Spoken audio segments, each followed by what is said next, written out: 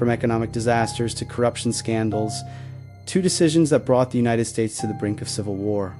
American history has had some truly terrible presidents, leaders who not only made mistakes, they changed the course of the country for the worse. Today, we're going to list 10 of the worst presidents in U.S. history, and some of their decisions were so bad that historians still debate the damage they caused. Let's start with a president most Americans barely remember. Benjamin Harrison isn't exactly a household name these days. If you stopped people on the street and asked who he was, many probably wouldn't recognize him. But during his presidency in the late 19th century, Harrison enacted one of the most controversial economic policies of the time, the McKinley Tariff of 1890.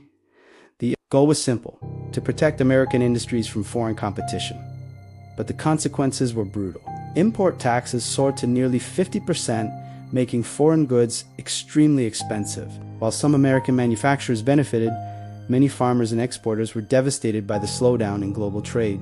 Prices rose, trade decreased, and economic tensions increased. By the time Harrison left office, the U.S. economy was already weakening. And just a few years later, the Panic of 1893 triggered one of the worst financial crises of the 19th century. Harrison avoided the worst consequences, but many historians argue that his policies helped set the stage for the collapse. In 1850, the United States was dangerously divided over slavery. The South wanted to protect it. The North increasingly opposed it, trying to maintain peace between the two sides. President Millard Fillmore supported a controversial agreement, including a law that shocked many Americans, the Fugitive Slave Act.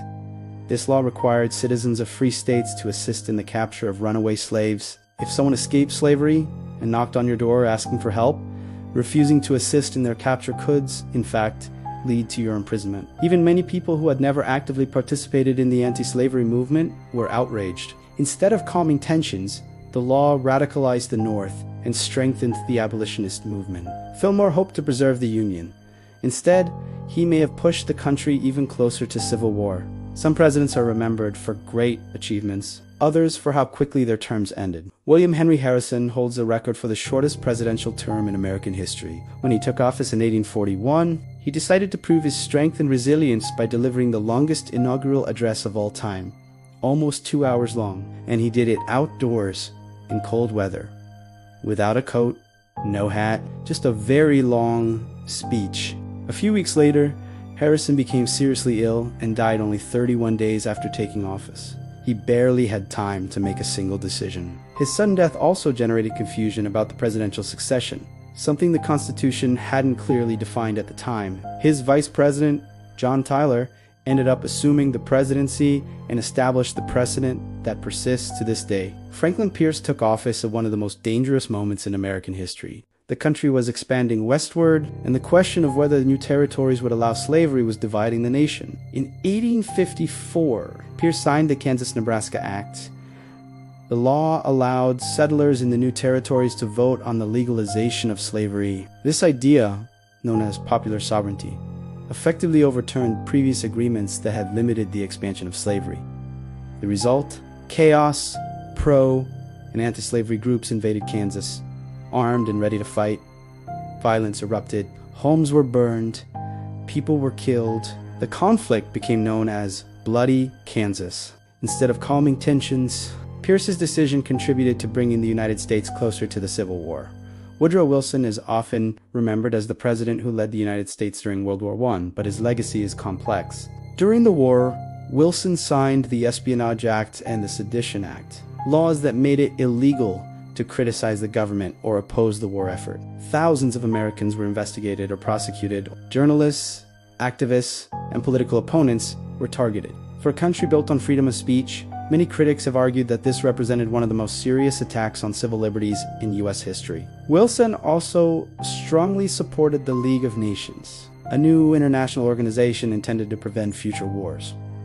Irony: George W. Bush assumed the presidency during a time of crisis. Following the September 11th attacks, the United States launched the War on Terror. But one decision would define Bush's presidency more than any other: the 2003 invasion of Iraq. The justification was that Iraq possessed weapons of mass destruction, but these weapons were never found. The war lasted for years, cost trillions of dollars, and destabilized the region. Domestically, Bush also signed the Patriot Act, drastically expanding the government's surveillance powers. Proponents argued it was necessary for national security. Critics believed it weakened civil liberties. After the assassination of Abraham Lincoln, the United States needed a leader who could reunify a divided nation. Instead, they elected Andrew Johnson. Johnson opposed many of the policies intended to protect newly freed slaves. He vetoed important civil rights laws and frequently clashed with Congress. Legislators eventually removed him from office. The first presidential impeachment in American history. Johnson survived impeachment by only one vote. His presidency left Reconstruction deeply unstable. Herbert Hoover became president shortly before one of the worst economic disasters in history. In 1929, the stock market crashed. The Great Depression began. Hoover believed the economy would recover naturally without major government intervention, but unemployment skyrocketed. Banks failed. Millions of Americans lost everything. The moment that destroyed Hoover's reputation occurred Instead of negotiating, the government sent the army to remove them. Images of soldiers leaving veterans camps shocked the nation. Hoover never recovered politically. Many historians consider James Buchanan one of the most ineffective presidents of all time. When he took office in 1857, the country was already deeply divided over slavery. Instead of confronting the crisis, Buchanan largely avoided it. He supported the controversial Supreme Court decision in the Dred Scott case, which determined that African Americans could not be citizens. The decision outraged the North. Meanwhile, the Southern states were increasingly convinced that they should leave the Union. When Buchanan left office in 7 states had already seceded. The Civil War was about to begin. At the top of the list was Warren G. Harding. Harding once privately admitted that he was not suited for the presidency, and unfortunately, his administration proved him right. He surrounded himself with political allies and friends known as the Ohio Gang. Many of them were involved in corruption scandals. The most famous was the Teapot Dome scandal, in which government officials secretly leased federal oil reserves to private companies in exchange for bribes. Other officials were caught embezzling funds intended for veterans. The scandals destroyed public trust in the government. Harding died in office before many of the investigations were completed, but the damage to his reputation and to his administration was permanent. History is full of leaders who made mistakes, but the presidents on this list didn't just make small mistakes. Their decisions had consequences that shaped the nation for decades, and sometimes history's greatest lessons come from its worst leaders. But if you thought their presidencies were dramatic, wait until you hear how some of them died, because the stories are even stranger.